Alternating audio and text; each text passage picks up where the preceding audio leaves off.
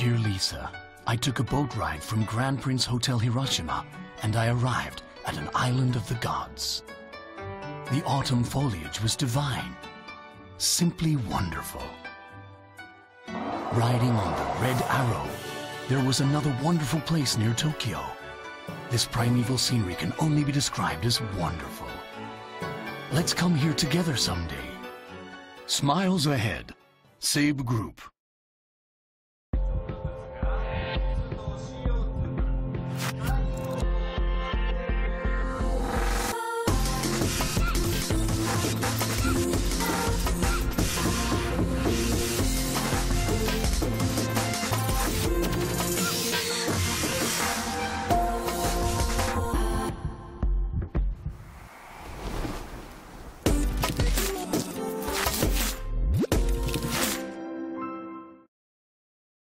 Ladies and gentlemen, this is Tokyo Skytree.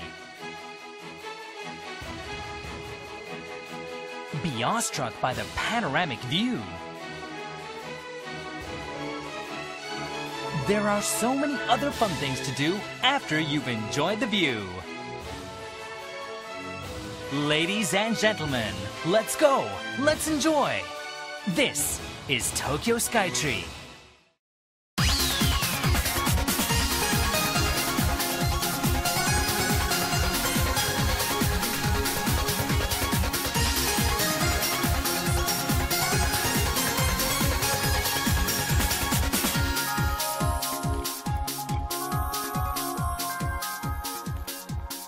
Welcome to Channel Japan. I'm Makia Rai. And I'm Hirani Naganuma. Every week we bring you the freshest information out of Japan from a studio here in Tokyo. From the economy to culture and even food, if you want to find out the latest in Japan, this is where you'll find it. And these are our topics for today. In Dream Weavers, a small company in downtown Tokyo with a singular focus on churning out made-in-Japan tweezers. From World Business Satellite, a look at the migration of young people from cities to the countryside. From Takumi, an innovation in the production of soy milk for tofu. And also from Takumi, an inventor of eyeglasses made with cutting-edge technologies. So let's get started.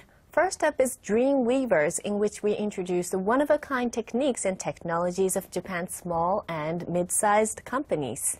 This time we put a spotlight on a company called Konwa Pinset Industries.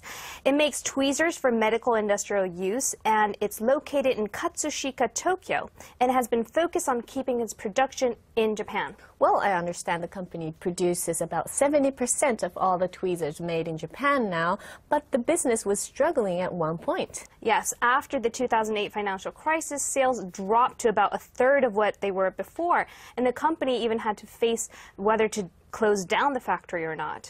So how did they manage to pull out of the crisis? Well, until then, the company mainly dealt in medical industrial use tweezers, but gradually they expanded into various customized products with not necessarily a large market, but small volume. Customized tweezers? Yes, that's right. For example, these. They can be used to pick up organisms such as Daphnia that are just 2 millimeters in size without crushing them. So you don't have to worry about them getting squished. Yes, and the reason is because the tweezers have been adjusted to create a tiny gap of about 2 millimeters between the two tips. And by doing so, the organism can be picked up without being squeezed. Well, I imagine that kind of subtle adjustment is something that only a seasoned craftsman can do. We go behind the scenes to learn about their struggles as well as their dedication to craftsmanship. Take a look.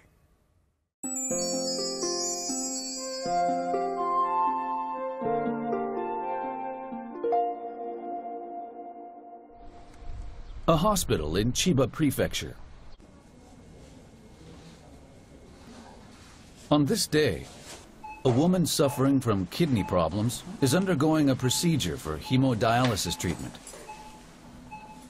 Among the range of medical equipment being used, these tweezers are the main tool. In surgery requiring subtle pressure, they take the place of fingers. There's one manufacturer of tweezers trusted not only by surgeons who are responsible for human lives, but also professionals in various other fields. That company is Konwa Pinset Industries, a small workshop in downtown Tokyo.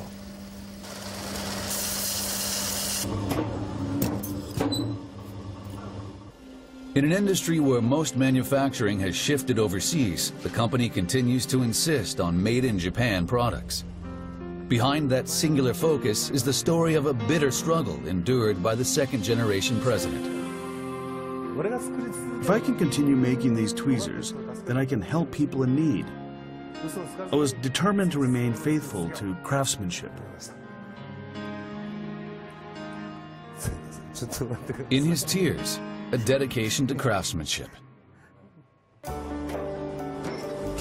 Arriving for a visit is Shin Yamagishi, regarded as one of Japan's top photographers. How will he frame the company? You're looking very cool. Katsushika Ward, Tokyo.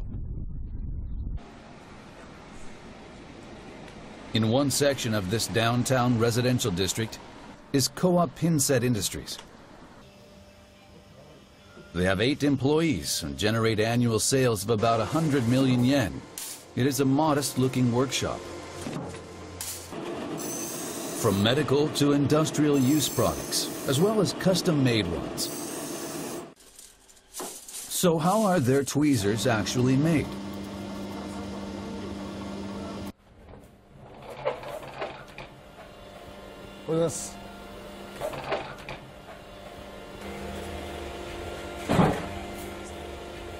Seeing the craftsman's serious expression, he can't help but point his camera. That's great. Wonderful.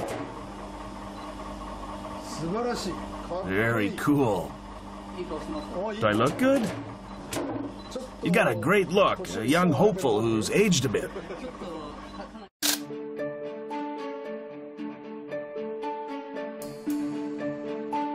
Watching the craftsman at work, Mr. Yamagishi appears suddenly curious about tweezers. He starts photographing those that catch his eye. Beautiful forms.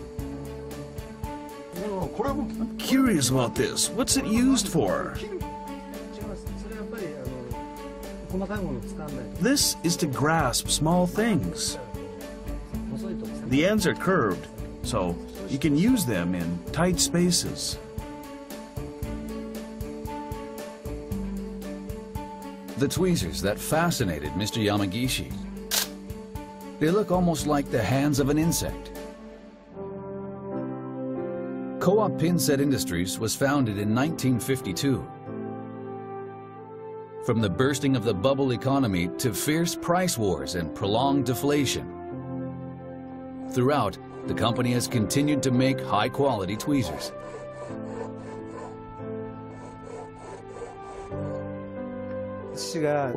My late father told me once, what you're doing is following a noble path, so you have to make good products. But you also have to be careful not to become too self-absorbed. You need to think about the customer. You need to make good, detail-oriented products. He said that is the noble path. He said, there is no quicker route than the noble path. It may be the quickest route, but walking the noble path takes time. Until you get a result, it'll take an awful long time in your struggle. He took over the business from his father, a stickler for quality, in 2005, becoming the second-generation owner.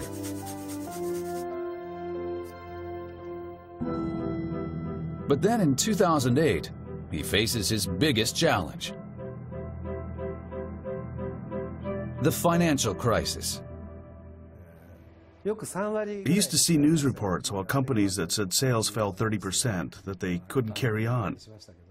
But at one point, we were in the completely opposite situation. We only had 30% of our business left. We lost 70%. Sales shrank by a shocking 70%, and the company had to face the question of whether it could carry on its business.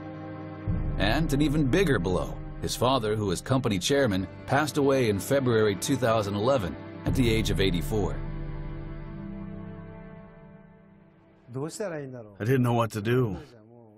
I didn't feel capable enough. I wasn't confident. I was really depressed at that time. I had no clue what to do. Sales weren't growing. I was doing what I wanted to, but things weren't working out the way I wanted. And time again, we faced a cash crunch. I really wanted to die, honestly. It was then that he remembered the words spoken by his father. There is no quicker route than the noble path.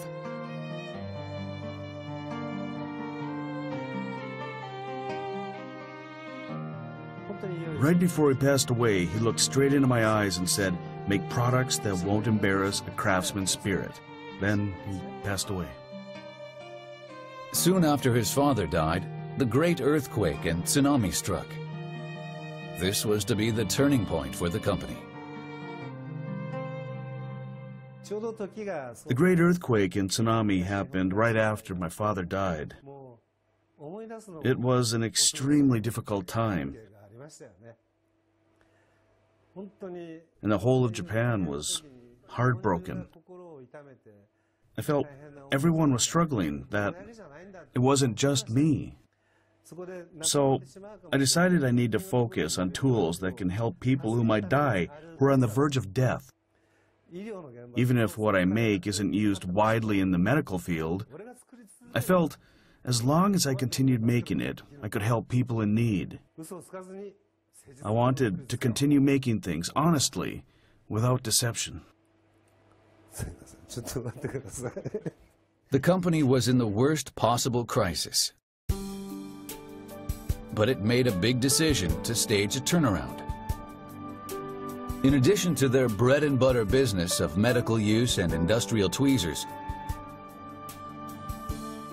they also began accepting orders for small lot, customized products. From a short-term business perspective, it's probably better for us to focus on generic products and steadily grow sales. But there are many companies that rely on us. They need tweezers to do just one thing, but something that's not done anywhere else, and they're asking us to make those tweezers. And that's how requests for special orders and inquiries increased dramatically. So, we decided we were going to make products with a singular focus on quality. Making one metal mold typically costs more than 1,000,000 yen. Custom-ordered products are sold in small volumes. Just making a costly mold puts them in the red. So based on its experience of taking custom orders, the company started making molds for tweezers for which it could expect demand in the future.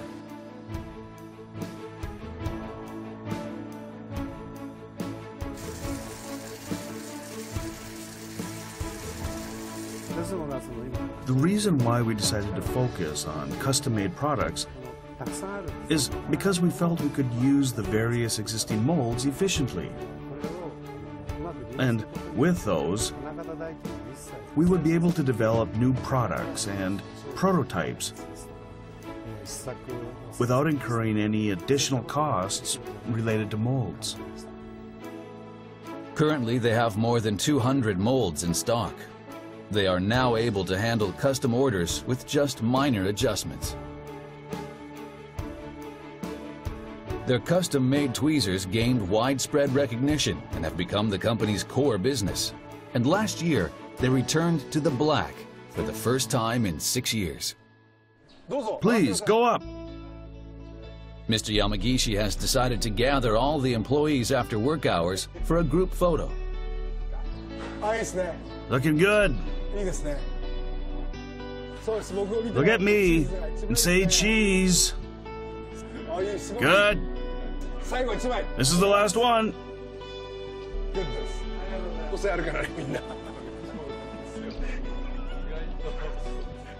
Mr. Yamagishi is beaming. 3 days later, we visited his office. How did the pictures come out? This Made in Japan marking gives it life. Made in Japan is what gives them pride. Each one is different depending on how it's used. That's the difficulty.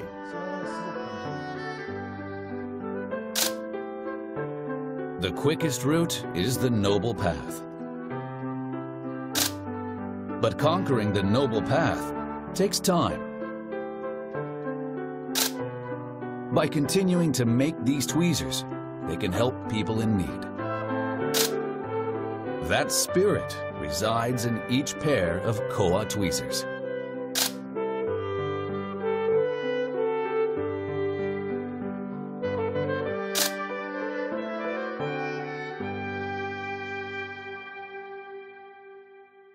So by keeping down the cost of die-cast products, they're able to supply customized tweezers at reasonable prices. And that's why orders are growing.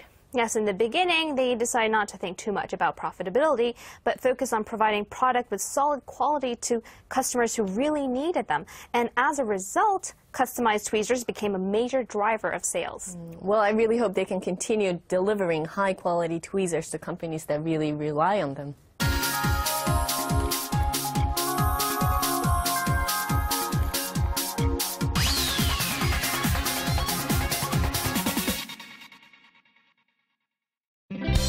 We do our jobs with sincerity and integrity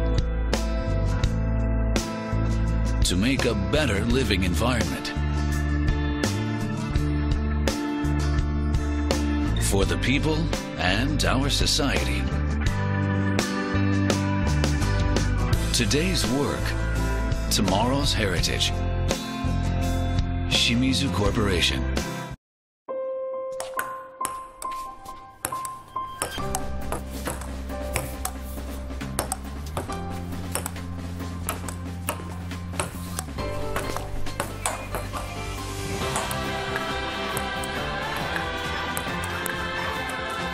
Machines can do much more to unleash human potential. Pure possibility. Omron.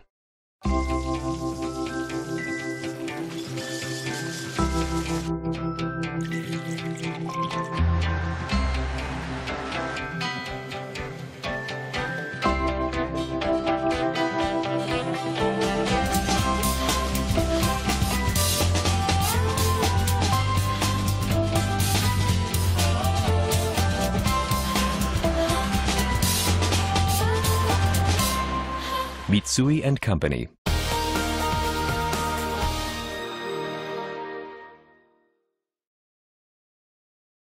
You're watching Channel Japan.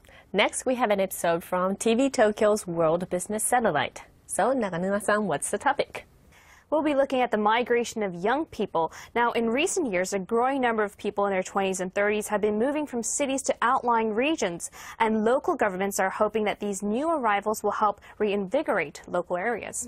Well, I know that with the shrinking and graying population, there's been an overconcentration of people, especially in big cities such as Tokyo. Yes, but in fiscal 2013, about 8,200 people transferred residencies from Tokyo to outlying regions, which is nearly 3 times that of 2009. And the figure only represents those who moved under the support programs of the local governments. And so the actual figure is said to reach nearly 20,000. So what's the advantage or benefits of urbanites moving out of the city? Well, first, living costs are lower than in big cities, especially Tokyo. In many cases in outlying regions, it's possible to have a nice house with pretty garden, but for the same price, you'll probably find a small apartment in the city. True. And another attraction is that prices of goods are also lower than in big cities. Yes, food costs are also lower, and it might be possible to get fresh food produced in the region directly to you. And also, if you're living next to farmers, they might even share you their surplus produce. Nice. And of course, being close to nature is a big attraction. Definitely. Having the mountains or the sea close by can be beneficial. I mean, many people who've made the move say they feel less stressed out in the environment compared to cities. Well, the fact that local governments are expanding support programs for new residents also helps to make the move easier, I guess. Yes, and that is the aim of the program. For example, one local government is offering a one-time payment of 200,000 yen, about $1,600, and also a million yen subsidy to build a new house and free nursery care. And these types of programs have been growing in recent years. And I've heard that the Abe government is also pushing a regional revitalization program to encourage this flow of people to areas outside of the big cities. And considering that, I can see competition among different regions to capture young people intensifying in the future. Yes, and we have a report on the migration of young people and how they're helping re-energize local communities. Take a look.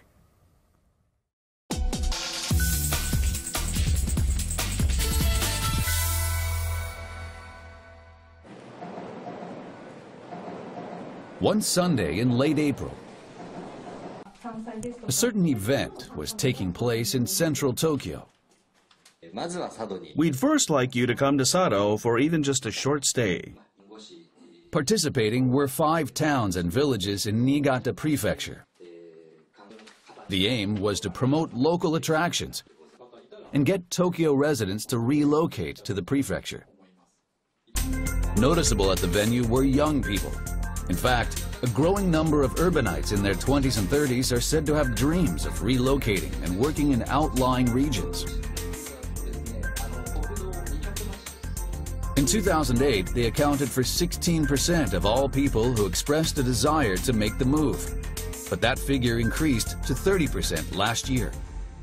I'm thinking of starting up my own business and want to do something for Niigata Prefecture. Niigata has sake, rice, vegetables, fruits, and lots of other great foods. I'm interested in developing products using them. Events such as this are held almost every week, and the number of young participants is said to be increasing. The organizer expresses hope that youngsters from outside will play a key role in revitalizing local regions. We want those regions to take a fresh look at themselves through the viewpoints and values of outsiders. That will lead to regional revitalization. We visited one area where young outsiders are making a difference. Sabae, Fukui Prefecture. The area accounts for about 90% of domestic eyeglass production and is known as the eyeglass town. However, there are fewer businesses now. Chinese manufacturers are catching up and many have been pushed out. The number of eyeglass-related companies is steadily shrinking. Sales have also continued to decline due to price competition with overseas rivals. One company was recently set up here by an outsider, hoping to turn around this situation. Tsugi. There are 6 people, all of whom are outsiders in their 20s. I'm from Osaka. Also from Osaka. The president, Naohiro Niiyama, as well. I'm from Tsuita in Osaka. I don't have any relatives here, so it's a place to which I have no connection or ties. Mr. Niiyama studied architectural design at school. After a visit to Sabae, he fell in love with the eyeglass-making craft and decided to relocate. His company, Tsugi, was set up 2 years ago. When I heard about the situation they faced and the lack of successors, I thought about what I could do to help. I'm hoping that I can create a small opening for them and provide a different viewpoint as an outsider. Mr. Niiyama began selling accessories from December of last year. These earrings are priced at about 4,000 yen. They were put on sale in Tokyo, and the 130 sets in stock sold out immediately. The secret to their popularity is said to be the design and materials used. These earrings are actually made with a material indispensable for eyeglasses. So what kind of material is it?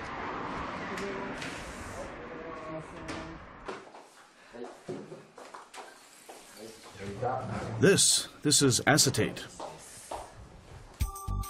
Mr. Niyama set his sights on this material called acetate.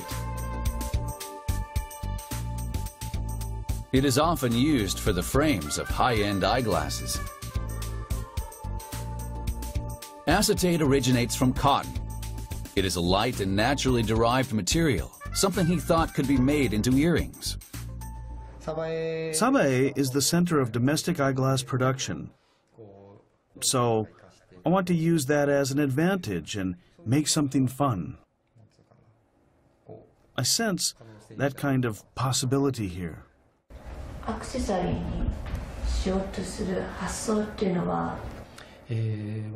I never thought about it before. I'm sure people in Sabae also never had that idea. I thought, are you serious? Are they going to sell? But I actually saw people buying them, and it was as if a light went on. Right now, the company assembles the earrings on its own, but it plans to increase production and contract the work out to local manufacturers. The Sabae government also has high hopes for Mr. Niyama's activities. The viewpoint of outsiders is a big factor. Collaboration in product development, combining traditional craftsmanship and the company's own techniques, has the potential of transforming into something big. The company is forecasting revenue of about 10 million yen this fiscal year and says it's aiming for 100 million yen within a decade. We want to join hands with local people and liven up this community. Then, there will be more jobs which will attract more people. I hope we can create a good environment for everyone. There are also moves to nurture youngsters who want to move to outlying regions. In April, this non-profit organization started a study program for that purpose.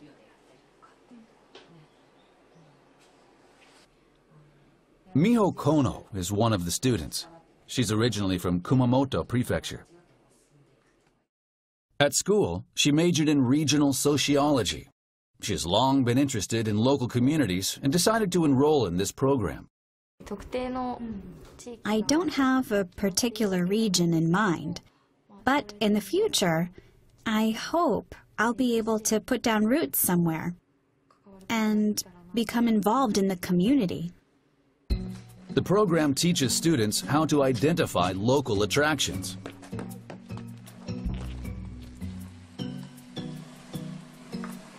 On this day, Ms. Kono and her instructor visit a 170-year-old traditional Japanese house. The walls here are all made of dirt. Wow! The advantage of earthen walls is that they'll absorb the humidity. I didn't know that. Ms. Kono gets her first taste of a traditional house. The instructor is Nanako Matsukawa, who has long been involved in regional revitalization projects.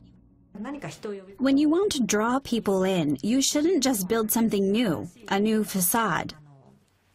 What's important is to utilize things that have remained in the area over time. Under this program, students live on site and learn about topics such as rice planting and forestry. The tuition is 50,000 yen a month. Ms. Kono is dipping into her savings to acquire the ability to discover regional resources. After graduating, she plans to put her skills to use in a local community somewhere. I hope that I'll be able to go to other regions to identify and promote their attractions. Young people are heading for outlying regions to put their skills to use as outsiders. They may be the breath of fresh air that struggling local communities need.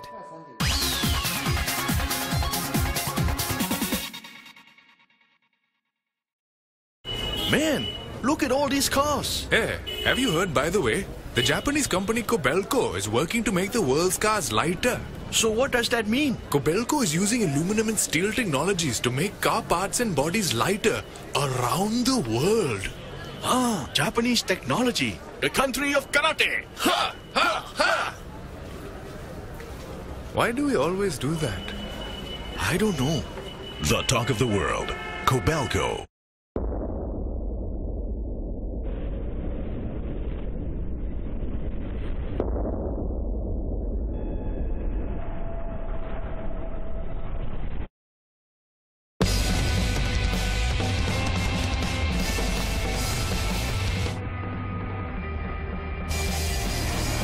The sport truck. New Mitsubishi Triton. Drive at Earth Mitsubishi Motors.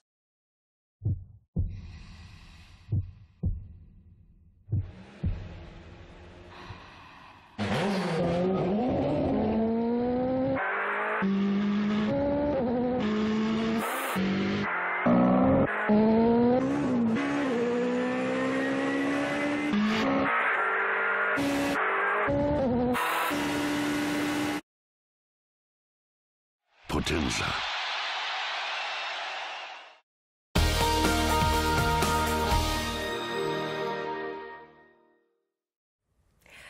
And next we bring you a segment called Takumi from Science View, a program produced by NHK. Takumi means artisan in Japanese, and it's a word to describe craftsmen with exceptional skills. So, who's our Takumi today? This time we meet a producer of the main ingredient of tofu. The main ingredient of tofu, meaning soybeans. Yes. The Takumi has developed a unique technology to turn soybeans into soy milk. Arai-san, do you know how tofu is made? Well, soybeans are basically squeezed to get soy milk, which is hardened, and then you have your tofu. Yes, and specifically speaking, soy milk is made by soaking soybeans in water to soften them, and then they're finally crushed and boiled. And until now, the soybeans had to be kept in water for about 12 hours. That's quite a long time. Yes, so the time and effort needed, as well as the cost of water and electricity to maintain the correct temperature for such long hours, was a big burden for tofu makers. And the longer it takes to make, the bigger the cost. Exactly.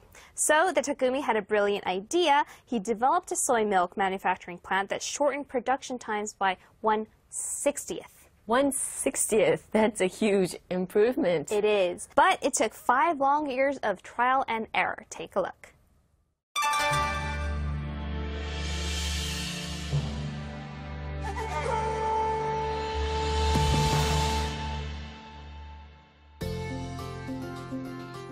We went to see the Takumi who lives in Iizuka City, Fukuoka Prefecture.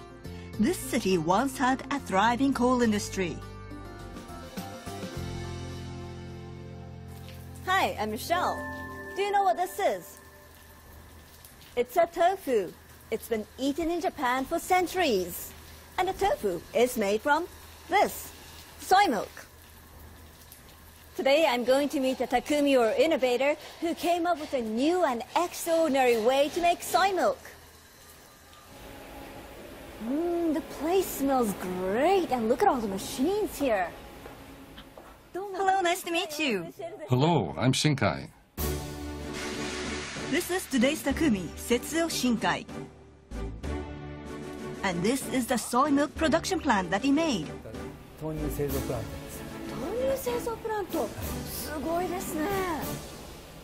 What exactly is a soy milk production plant? Traditionally, soy milk is made by soaking the soybeans in water. It's then crushed and boiled in water. That's how it's made.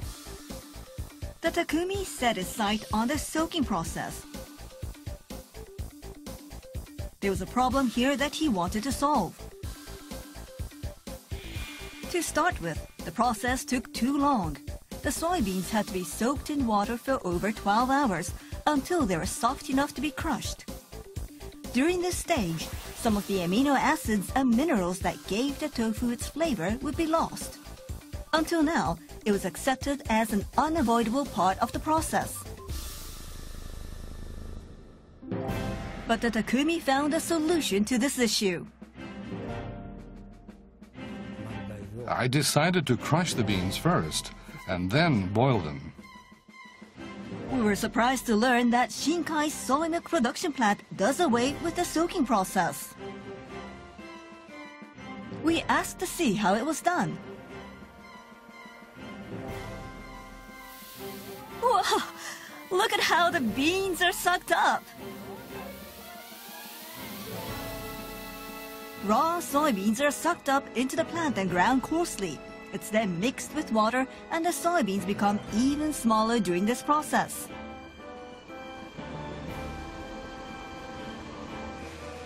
The result is a thick soybean paste. The soybean paste is then boiled in a vat and the soy milk is complete. This is soy milk. The whole process took about 20 minutes. By removing the soaking process, he was able to significantly shorten the production time. And how does it taste? It's very rich in flavor. It's delicious. 美味しいですね。すごい、本当濃いですね。甘い。This is the result of a comparative analysis between conventional soy milk and this plant soy milk. It shows that the plant soy milk had more protein and fat, which affect the flavor. This means that the plant soy milk retains the nutrients in raw soybeans.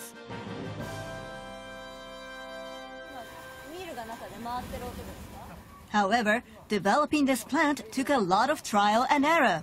His biggest problem was, if you crush the beans without pre-soaking them, then the soy milk tastes powdery. Powdery? What could he mean? The problem was caused by the soybean cell structure. With the conventional method, the soybeans are soaked in water for about 12 hours.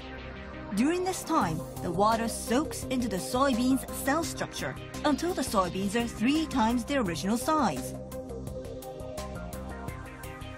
The enlarged cells are easily crushed in the mill, bringing out the soybean's nutrients.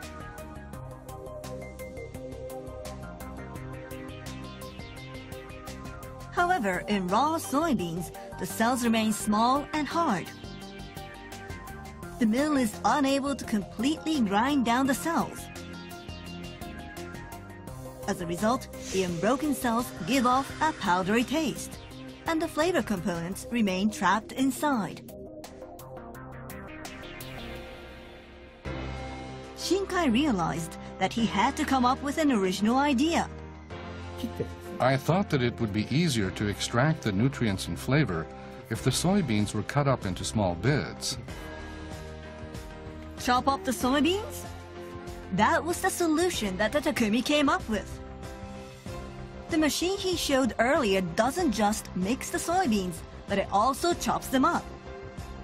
We wanted to see the inside of the machine. However, what's inside here? That's a trade secret. We weren't allowed to look inside, but this is how it works. The Takumi's device uses special blades that are able to cut the soybeans on a cellular level. This allows him to successfully extract the soybeans' full flavor. Shinkai has revolutionized soy milk making, a traditional method that has continued for centuries. We asked him what manufacturing means to him. There's so much to it. If it was easy, then it might get boring. But usually you have to keep trying, even when it seems like you'll never make it. I feel rewarded for my work every time someone tells me it tastes really good.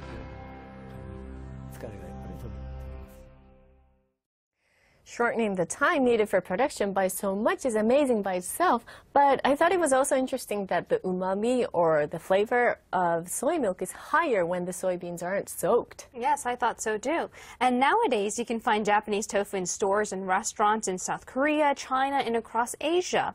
And the company says it's getting inquiries from abroad about the soy milk plant as well. Well, considering how efficient the process is, it might help spread Japanese tofu around the world. And after the break, we have another episode of Takumi.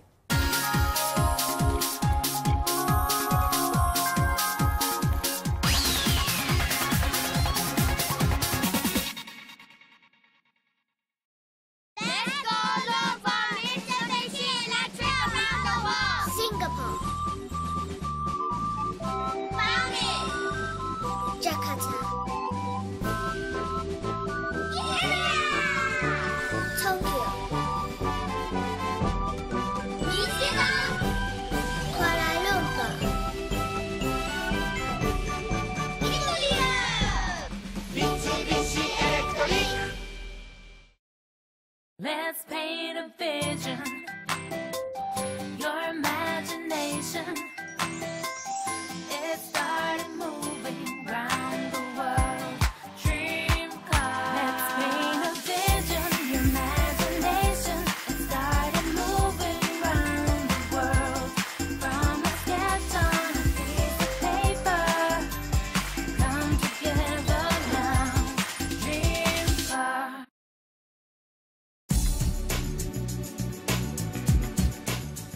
Channel Japan.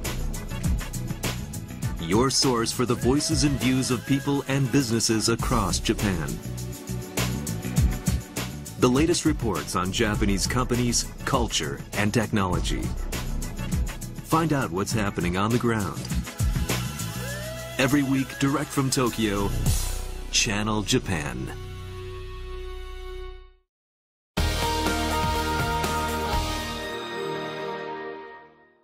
Next, we have another episode of Takumi.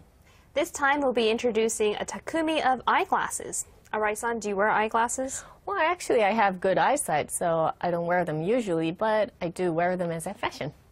Well, in Japan, eyeglasses are usually associated with the city of Sabae because it makes 90% of eyeglass frames sold in Japan and 20% worldwide. Those are big market shares. Quite a market share. But with the rise of lower-cost products from manufacturers in Southeast Asia, the city is struggling to retain its position as a global center of eyeglass production. Prices have been coming down. I've seen glasses with prescription lenses costing just 5,000 yen. Yes, it is falling.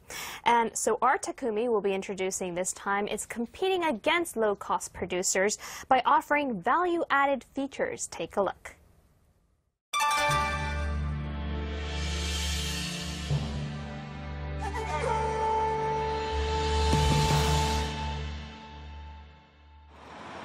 Hi, I'm Michelle. Take a look at these glasses. The delicate design is beautiful, don't you think? And it's also very light. But that's not all. Today's Takumi or innovator created a special frame that retains its shape even when it's bent. Let's go and take a look. This is Sabae City, Fukui Prefecture. The city is known as a major production center for eyeglasses. Of the working population, 1 out of 6 people are in the glasses manufacturing industry. I visited an eyeglasses manufacturer.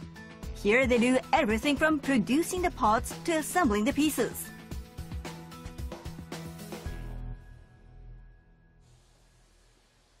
Hello, I'm Michelle Yamamoto. Hello, I'm Iwahori. Today's Takumi is Kazuo Iwahori. He headed the technical development project that produced these new frames. We went to see what kind of glasses he had developed and its capabilities. That's impressive! Is it really okay to twist and pull it like that? Yes, it's fine. This is a durability test that simulates the off and on movement. 20,000 times is the norm. It's okay, that's amazing! You can also bend it like this, and it's still fine. It's incredible! It's bent so much, but it doesn't break at all. The greatest characteristics of these optical frames are its flexibility and its ability to retain its shape. The secret of these revolutionary frames lies in what they're made of.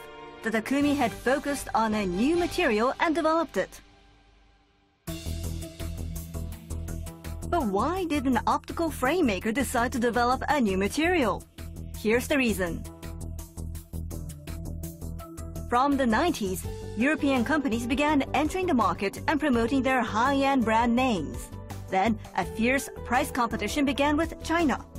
The Takumi felt that the only way to beat the competition was to give the products added value. We wanted its functionality to set it apart from our competition, so we placed our focus on the comfort factor. But he wasn't able to make a satisfactory pair with conventional materials. This led him to the decision to develop a completely new material. The goal was to create a super elastic titanium alloy. The Takumi and his team collaborated on a joint research project with Tohoku University's Institute for Materials Research. They evaluated various element combinations and compounding ratios and ultimately created over 200 types. The final product was a combination of titanium, zirconium, niobium, and aluminum. The compounding ratio is a company secret. They also avoided using nickel because it can cause metal allergy. This one is made out of the titanium alloy that we developed. This one is pure titanium. Let's try bending them. The pure titanium rod remains bent, but the newly developed super elastic titanium alloy goes back to its original shape. Although he now had a new material, there was another obstacle that needed to be overcome. When we combine the parts with the brazing method that is used for conventional glasses... Whoa! Could you try bending this? Sure. Put more power into it. Really? Are you sure it's all right? Now you can let go. It stays bent. When it is brazed, the area within a 2 mm radius is affected by the heat. The heat changed the super elastic titanium alloy's structure and caused it to lose flexibility. A new welding method was needed to keep the elastic quality of a titanium alloy intact. The Takumi set his sights on a new laser welding method that was developed around the same time. I can see a lot of bright sparks, but what's going on here? This is a magnified view. But what's happening here is that a laser beam that's less than 1 millimeter is shown onto the target area. It melts the metal instantaneously and welds it together. This is a photomicrograph of the laser welded part. As you can see, the welded part is very narrow. The laser welding method keeps the heat from spreading and allows the material to retain its character. The Takumi also developed a tool for securing the pieces to get a more accurate weld and work to enhance the quality. It's been about 10 years since the development project began. Glasses that were created with new cutting-edge techniques were introduced to the world. Okay, so let's try it on.